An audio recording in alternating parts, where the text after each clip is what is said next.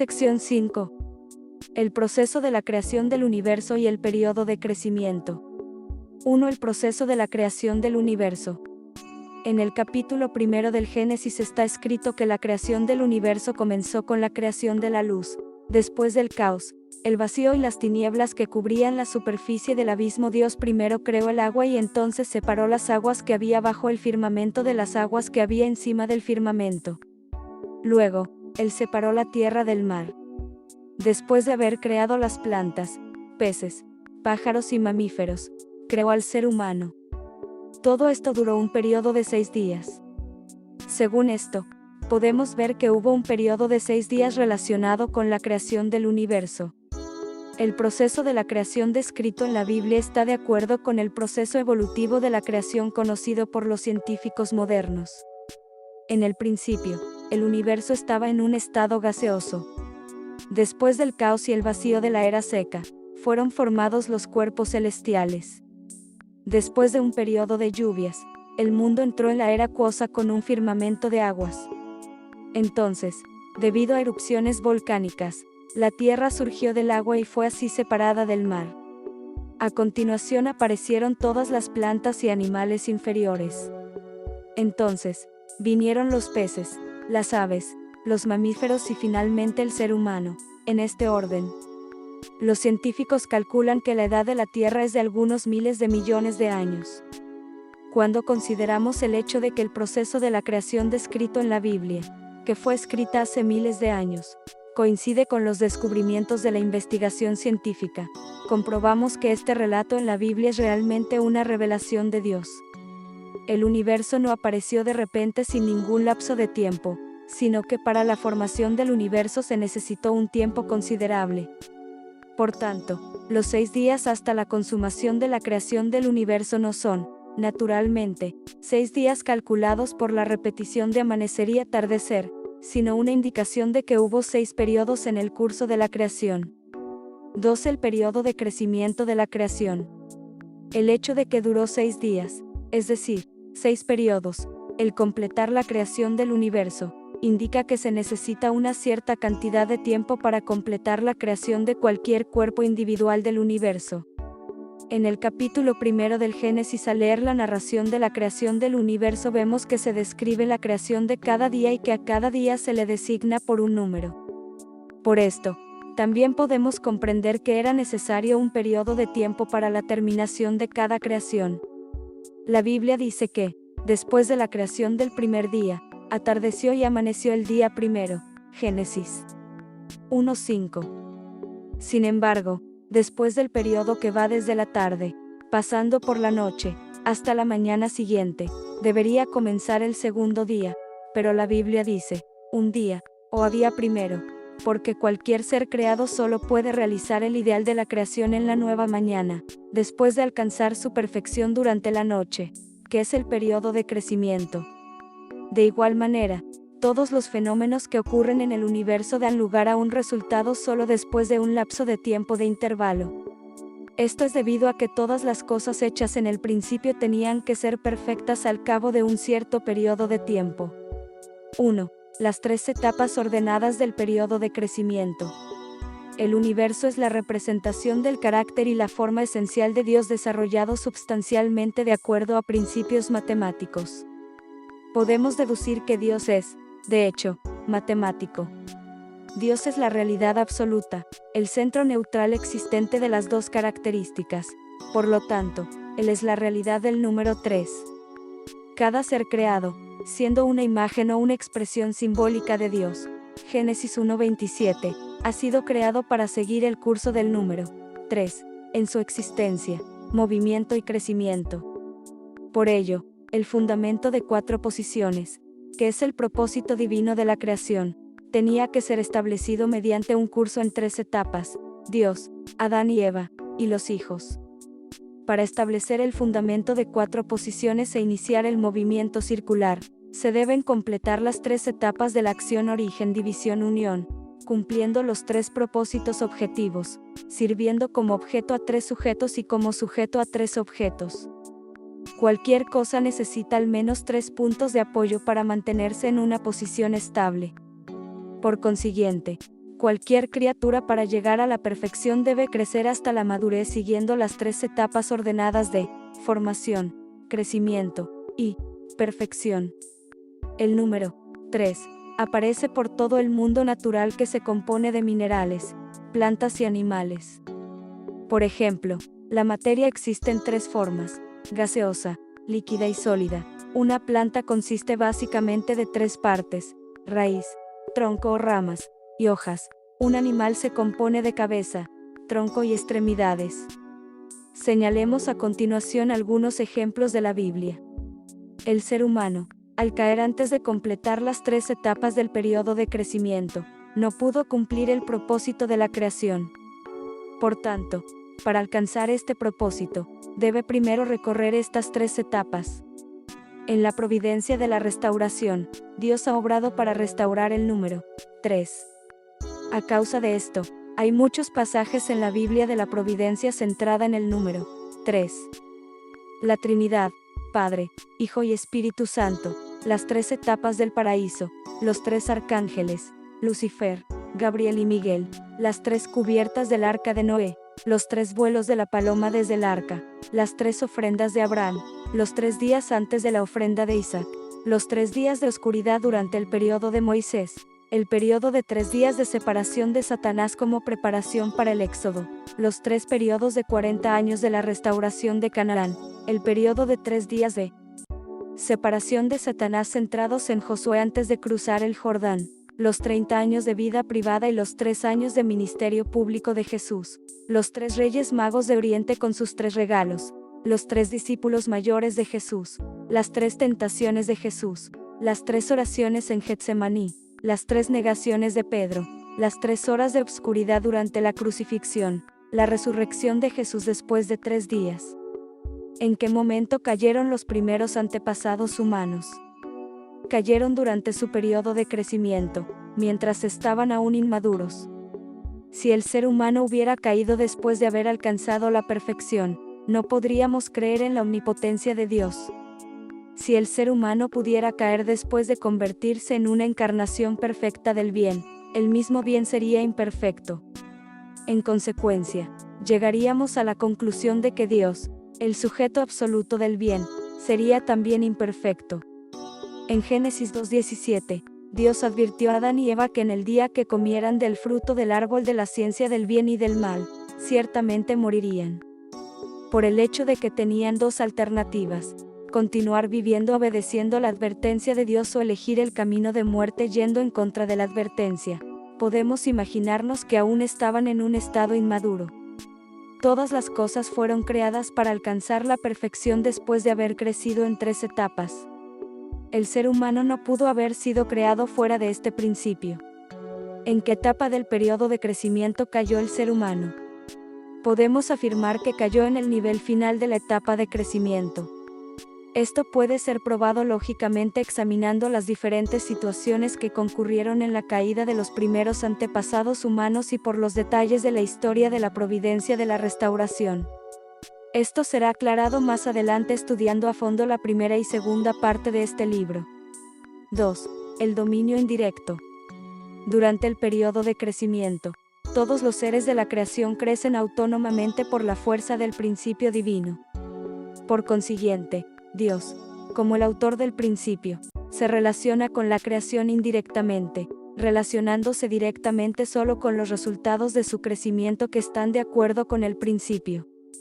Por esto, podemos llamar a este periodo el dominio indirecto de Dios o su dominio sobre el resultado dentro del principio. Todas las cosas alcanzan su perfección mediante el dominio y autonomía del mismo principio, recorriendo el periodo de crecimiento, dominio indirecto. Sin embargo, el hombre está creado para lograr su perfección no solo mediante el dominio y autonomía del mismo principio, sino también cumpliendo su propia parte de responsabilidad durante este periodo. Es decir, cuando estudiamos la palabra de Dios, que dice, el día que comieres de él, morirás sin remedio, Génesis 2:17, podemos comprender que la caída del ser humano fue por su propia falta y no por culpa de Dios. Los primeros antepasados humanos tenían que llegar a ser perfectos creyendo en la palabra divina y no comiendo del fruto. Sin embargo, por su incredulidad, comieron de él, causando así la caída. En otras palabras, la perfección o no perfección del ser humano no solo depende del poder de creación de Dios, sino también de la respuesta del ser humano. Por consiguiente, el ser humano fue creado para alcanzar su perfección recorriendo el periodo de crecimiento, dominio indirecto, cumpliendo su parte de responsabilidad, mientras que Dios cumplía su parte como creador. Dios creó al ser humano para que pudiera alcanzar su perfección solo a través de cumplir su parte de responsabilidad. Dios no interfiere en la parte de responsabilidad del ser humano. El ser humano debería heredar la creatividad de Dios y participar en su obra de la creación. Así pues, el ser humano puede también disfrutar de la autoridad de un Señor, que le permite gobernar todas las cosas desde la posición del Creador, de la misma forma que Dios, el Creador del ser humano, tiene dominio sobre el hombre. Génesis 1:28. Esta es la diferencia entre el ser humano y el resto de la creación. Así pues, el ser humano logra la perfección solo después de haber adquirido la capacidad de gobernar el resto de la creación, incluyendo a los ángeles. El ser humano realiza esto recorriendo el periodo de dominio indirecto, cumpliendo su propia parte de responsabilidad y heredando la creatividad de Dios. Por consiguiente, el ser humano, que a causa de la caída perdió su calificación para ser el Señor, nunca podrá cumplir el propósito de la creación, si no va de nuevo a través del dominio indirecto.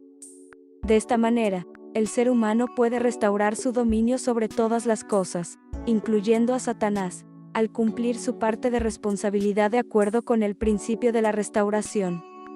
La providencia divina de la salvación ha sido prolongada durante tanto tiempo, debido a que las figuras centrales de su providencia de la restauración han fallado repetidamente en cumplir sus partes de responsabilidad, en las cuales Dios no puede interferir. Por muy grande que sea la gracia de la salvación a través de la cruz de Cristo, la providencia de la salvación que llama a la puerta del ser humano será anulada si el propio ser humano no tiene fe, que es su propia parte de responsabilidad. Dios otorgó el beneficio de la resurrección por la crucifixión de Jesús como su parte de responsabilidad, pero queda la responsabilidad del ser humano de tener fe. Juan 3:16, Efesios 2:8, Romanos 5:1. 3. El dominio directo. ¿Qué es el dominio directo de Dios y cuál es su propósito? El ser humano entra en el dominio directo de Dios cuando el marido y la esposa cumplen el propósito del bien mediante la acción perfecta de dar y recibir de amor y belleza entre sí de acuerdo a la voluntad del sujeto, en perfecta unidad con el corazón de Dios, estableciendo el fundamento de 4 posiciones al llegar a ser un solo cuerpo unido. Por tanto, el dominio directo es el reino de la perfección. Estamos destinados a hacer realidad este dominio directo de Dios, pues debe existir para que se realice el propósito de la creación. ¿Qué significado tiene para el ser humano el dominio directo de Dios? Si Adán y Eva se hubieran perfeccionado centrados en Dios, llegando a ser un solo cuerpo unido para formar el fundamento de 4 posiciones a nivel familiar, viviendo entonces una vida de bondad en perfecta unidad con el corazón divino, este estado sería el dominio directo de Dios. Un ser humano en tal estado puede poner en práctica la voluntad de Dios comprendiéndola y experimentando el corazón de Dios, que es más fundamental. De igual manera que cada parte o nervio del cuerpo humano se pone en acción por las órdenes de la mente humana, que es invisible, así también el hombre actuaría según la voluntad de Dios en obediencia a sus órdenes, cumpliendo así el propósito de la creación. A continuación, estudiemos cómo el ser humano asume un dominio directo sobre todas las cosas. Cuando el ser humano perfecto como sujeto, y el mundo físico como su objeto, llegan a ser una completa unidad centralizada en Dios y establecen el fundamento de 4 posiciones, y cuando el ser humano cumple así el propósito del bien mediante una acción perfecta de dar y recibir de amor y belleza con el mundo físico de acuerdo a su voluntad, en perfecta unidad con el corazón de Dios, entonces el ser humano asume dominio directo sobre todas las cosas. Continúa la sección 6. Sección 6. El mundo substancial invisible y el mundo substancial visible centrados en el ser humano. 1. El mundo substancial invisible y el mundo substancial visible. ya que el universo fue creado según el modelo del ser humano, quien fue hecho a imagen y semejanza de las características duales de Dios. Toda existencia, sin excepción, se asemeja a la forma básica del ser humano, que consiste de mente y cuerpo. Así pues, en el universo no solo existe el mundo substancial visible, que se parece al cuerpo humano, sino también el mundo substancial invisible, que está modelado según la mente humana. Llamamos a este último el mundo substancial invisible, porque no se puede percibir con nuestros 5 sentidos físicos. Sin embargo, podemos percibirlo con nuestros 5 sentidos espirituales. El mundo invisible, al igual que el mundo físico, es un mundo de realidad. Se siente y percibe realmente mediante los 5 sentidos espirituales. Los dos mundos substanciales juntos se denominan el macrocosmos. De igual manera que el cuerpo no puede actuar sin una relación con la mente, asimismo el ser humano original de la creación no puede actuar sin una relación con Dios. El mundo visible tampoco puede disfrutar de su valor original sin relacionarse con el mundo invisible. De la misma manera que no podemos comprender la conducta de un ser humano sin conocer su mente, así también no podemos conocer realmente el significado fundamental de la vida humana sin conocer a Dios. Sin comprender el mundo invisible, tampoco podemos conocer perfectamente el mundo visible. Así pues, el mundo invisible es el mundo subjetivo, y el mundo visible es el mundo objetivo. Este último es como una sombra del primero. Hechos 8:5. El ser humano, en el momento de su muerte, después de su vida en el mundo visible, va al mundo invisible con un cuerpo espiritual, después de dejar sus ropas de carne. Job 10:11, y vive allí para siempre. 2. La posición del ser humano en el universo. Primero, Dios creó el ser humano para ser el Señor del universo. Génesis 1:28.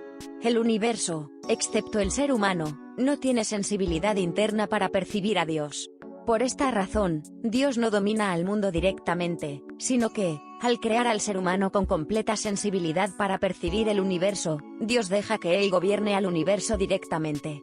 Al crear al ser humano, Dios creó su carne con ingredientes de agua, tierra y aire, que son los elementos principales del mundo físico. Dios lo hizo así para que el ser humano esté capacitado para percibir y dominar este mundo. Él creó al ser humano espiritual con elementos espirituales, capacitándole para percibir y tener dominio sobre el mundo invisible. En el monte de la Transfiguración, Moisés, que había muerto aproximadamente 1600 años antes, y Elías, que había muerto 900 años antes, se aparecieron a Jesús. Mateo 17:3. Eran realmente los espíritus de Moisés y Elías. Solamente el ser humano, que se compone a la vez de espíritu y carne, puede ser el señor de los dos mundos, pues está capacitado para dominar el mundo visible y el invisible. Segundo, Dios creó al ser humano para ser el mediador y centro de armonía del universo. Cuando el espíritu y la carne del ser humano, uniéndose mediante la acción de dar y recibir, llegan a ser un objeto substancial de Dios, también el mundo visible y el invisible llegan a ser un objeto de Dios, uniéndose mediante la acción de dar y recibir centralizada en el ser humano. Así pues, el ser humano es el mediador o centro de armonía entre los dos mundos.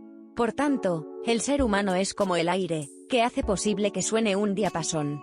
Debido a que el ser humano está hecho para comunicarse con el mundo invisible, tiene que reflejar todas las cosas que ocurren en el mundo del espíritu. Tercero, Dios creó al ser humano como el microcosmos substancial de todo el universo. Dios, primero, creó el universo desarrollando substancialmente el carácter y la forma del ser humano. Así pues, el ser yo espiritual es el resumen substancial del mundo invisible, debido a que Dios creó el mundo invisible como el desarrollo substancial del carácter y la forma del hombre espiritual. De igual manera, el yo físico es el resumen substancial del mundo visible, ya que Dios creó el mundo visible como el desarrollo substancial del carácter y la forma del yo físico. Por esta razón, el ser humano es un microcosmos, el resumen de todo el macrocosmos.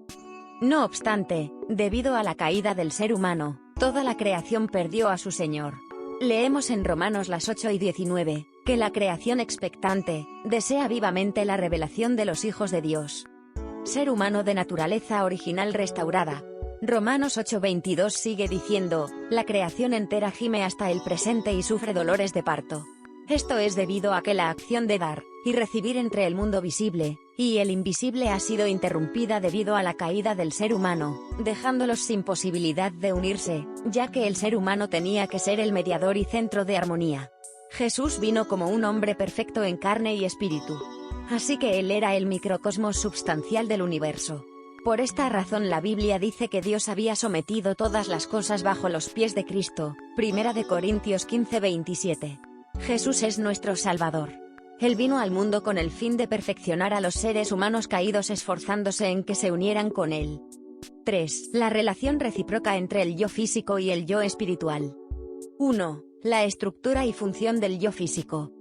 El yo físico se compone de características duales: la mente física, sujeto, y el cuerpo físico, objeto.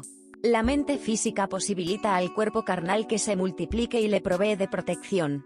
El instinto de un animal se corresponde a la mente carnal.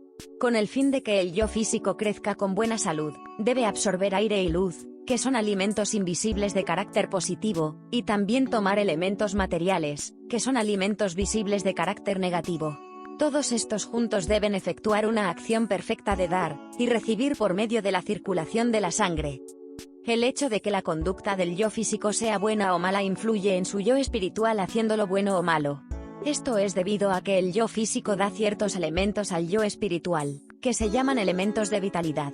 En nuestra vida diaria, sabemos que nuestra mente se alegra cuando el cuerpo hace buenas obras, pero siente ansiedad después de una mala conducta. Esto es debido a que los elementos de vitalidad, que pueden ser buenos o malos conforme a las obras del hombre, son asimilados por nuestro hombre espiritual. 2. La estructura y función del yo espiritual. El yo espiritual, que existe como un ser substancial invisible, fue creado para ser el sujeto del yo físico, y se puede sentir y percibir a través de nuestros sentidos espirituales. Mediante el yo espiritual podemos comunicarnos directamente con Dios y tener dominio sobre el mundo invisible, incluyendo a los ángeles. Nuestro yo espiritual es idéntico en apariencia a nuestro yo físico, y vive por la eternidad en el mundo invisible después de dejar el cuerpo físico. El ser humano desea vivir eternamente porque tiene dentro de sí mismo un yo espiritual que tiene una naturaleza eterna. Este yo espiritual se compone de características duales: la mente espiritual, sujeto, y el cuerpo espiritual, objeto. La mente espiritual es la parte central del yo espiritual, donde Dios puede habitar. Nuestro yo espiritual crece por medio de la acción de dar y recibir entre los elementos de vida, positivos, que vienen de Dios, y los elementos de vitalidad, negativos, que vienen del yo físico. El yo espiritual no solo recibe los elementos de vitalidad del yo físico, sino que también manda ciertos elementos a cambio que se llaman elementos espirituales de vida. Hemos podido observar cómo un ser humano influido por otro espíritu más elevado, puede sentir una alegría infinita y una nueva fuerza que fluye dentro de él, tan grande que incluso puede curarle una enfermedad crónica. Tales ejemplos ocurren debido a que el hombre yo físico recibe elementos espirituales de vida del yo espiritual. Además, el yo espiritual solo puede crecer utilizando como base al yo físico. Por lo tanto, la relación entre el yo espiritual y el yo físico es semejante a la que existe entre el fruto y el árbol. Cuando la mente física responde a los deseos de la mente espiritual, el yo físico actúa de acuerdo al propósito de la mente espiritual. Entonces, el yo físico recibe los elementos espirituales de vida del yo espiritual. Esto lleva buenos sentimientos y energía al yo espiritual. Por consiguiente, el yo físico, cuando devuelve elementos de vitalidad saludables al yo espiritual, le influye para que crezca normalmente en la dirección del bien. La verdad nos enseña qué es lo que nuestra mente espiritual desea. Cuando el ser humano llega a comprender, mediante la verdad, lo que nuestra mente espiritual desea, y cuando poniéndolo en práctica cumple su parte de responsabilidad, entonces los elementos espirituales de vida, y los elementos de vitalidad inician la acción de dar y recibir para el propósito del bien. La relación entre los elementos espirituales de vida, y los elementos de vitalidad se corresponden a la relación entre carácter y forma. Debido a que los elementos espirituales de vida están siempre obrando en cada individuo, la mente original siempre le dirige hacia el bien, incluso si es una persona mala. Sin embargo, a no ser que el ser humano lleve una vida buena, los elementos espirituales de vida no pueden ayudar en nada el mejoramiento del yo físico. Tampoco se puede disfrutar de una acción normal de dar y recibir con los elementos de vitalidad. De esta manera, nuestro yo espiritual solo puede ser perfecto a través de nuestra vida física sobre la tierra. Nuestro yo espiritual, de acuerdo con el principio de la creación, debería perfeccionarse creciendo gradualmente a través de las 3 etapas ordenadas en conjunción con nuestro yo físico, centralizados en la mente espiritual. Un yo espiritual que está en la etapa de formación se llama espíritu de formación, en la etapa de crecimiento, espíritu de vida y en la etapa de perfección, espíritu divino. Cuando nuestro yo espiritual y nuestro yo físico establecen el fundamento de 4 posiciones, efectuando la acción perfecta de dar y recibir centrada en Dios, formando así un cuerpo unido, entonces el yo espiritual llega a ser un espíritu divino. En este nivel, el yo espiritual puede sentir y percibir todas las cosas del mundo invisible, ya que todos los fenómenos espirituales que son percibidos por el yo espiritual se reflejan y resuenan en el yo físico, presentándose como fenómenos físicos. El ser humano llega finalmente a sentir estos fenómenos espirituales incluso con sus 5 sentidos físicos. El reino de Dios en los cielos es el lugar donde los espíritus van a vivir eternamente después de dejar sus cuerpos físicos, cuando terminan su vida física en el reino de Dios en la tierra. El reino de Dios en el cielo solamente puede ser establecido después de la realización del reino de Dios sobre la tierra. La sensibilidad de nuestro yo espiritual tiene que ser cultivada por medio de su relación recíproca con nuestro yo físico durante la vida física en la tierra. Por consiguiente, el ser humano debería ser perfecto, y experimentar el amor perfecto de Dios en la tierra con el fin de que su yo espiritual experimente el amor perfecto de Dios en el mundo substancial invisible después de su muerte física. Así pues, el carácter y las cualidades del yo espiritual se forman durante su vida terrenal. La agravación del mal en el espíritu de un ser humano caído es debido a su conducta mala durante su vida en la tierra. De igual forma, el mejoramiento de un yo espiritual caído solo es posible mediante la redención de sus pecados durante su vida física en la tierra. Por esta razón, Jesús vino a la tierra en la carne para salvar a la humanidad llena de pecado. Así pues, debemos llevar una vida buena en la tierra. Jesús le dio las llaves del reino de los cielos a Pedro, Mateo 16:19, y le dijo que todo lo que atara en la tierra quedaría atado en el cielo, y todo lo que desatara en la tierra quedaría desatado en el cielo, Mateo 18:18, porque el propósito primario de la providencia de la salvación debe ser realizado en la tierra. El destino del yo espiritual queda determinado por el propio yo espiritual, no por Dios. Originalmente, el ser humano fue hecho para que después de su perfección pudiera respirar completamente el amor de Dios. Si un yo espiritual no puede respirar este amor perfectamente debido a su conducta mala, siente angustia cuando se presenta ante Dios, que es el sujeto del amor perfecto. Por ello, tal espíritu iría automáticamente al infierno, que es el estado más separado del amor de Dios. Además, la multiplicación de los yo espirituales ocurre al mismo tiempo que la multiplicación de los yo físicos en la vida física del ser humano, debido a que el yo espiritual fue creado para crecer solo con el cuerpo del yo físico. 3. La mente humana vista según la relación entre la mente espiritual y la mente física.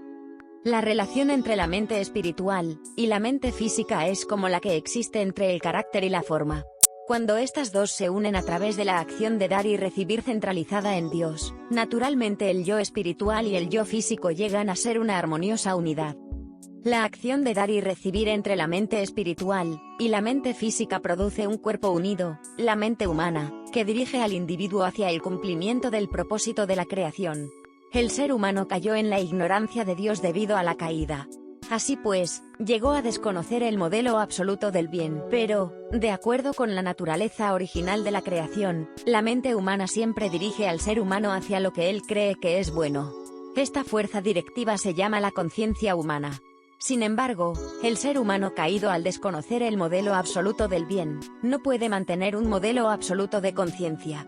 Como el modelo del bien varía, lo mismo le ocurre a la conciencia, y esto causa frecuentes conflictos entre quienes abogan por una vida de buena conciencia.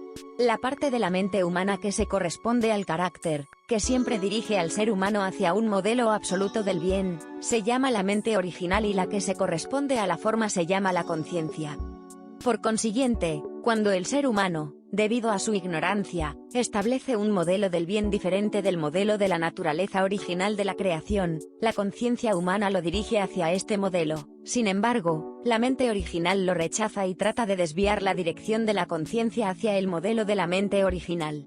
Cuando la mente espiritual y la mente física que están bajo la sujeción de Satanás forman una unidad mediante la acción de dar y recibir, el ser humano se mueve aceleradamente en la dirección del mal. Llamamos a esta unidad la mente mala. La mente original y la conciencia del ser humano rechazan a esta mente mala, y dirigen al ser humano hacia el bien, ayudándole a separarse de Satanás y a presentarse a Dios.